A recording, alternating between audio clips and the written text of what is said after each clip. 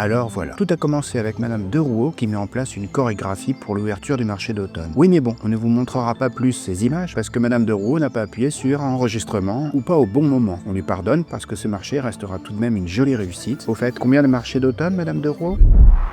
Bon, demandons à Madame Tassard.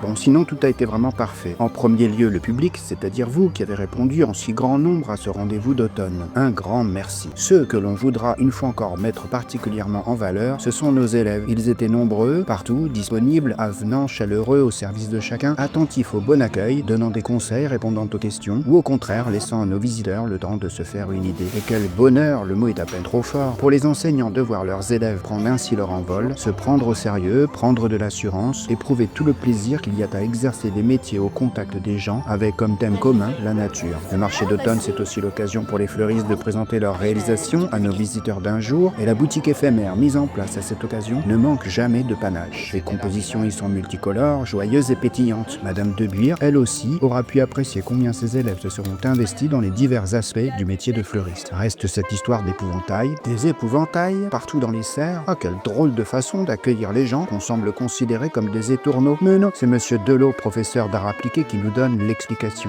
L'idée originale donc des professeurs d'horticulture, et ça reprend l'idée de l'upcycling, c'est-à-dire de récupérer des vieux objets pour en faire des nouveaux. Donc un vieux concept d'épouvantail. Chaque élève donne libre cours à son imagination tout en respectant un brief de départ créatif. On n'oubliera pas de remercier Monsieur Drivière pour nous avoir mis sur la paille. En conclusion de ce bel après-midi, un marché d'automne dont on sait pertinemment que les visiteurs de cette année seront là l'an prochain. Eux et tous ceux qui regrettent trop désormais de n'y être pas venus. Dans leur malheur, ils auront cette chance qu'il y aura un rattrapage à Noël, mais ça, on vous en reparlera prochainement.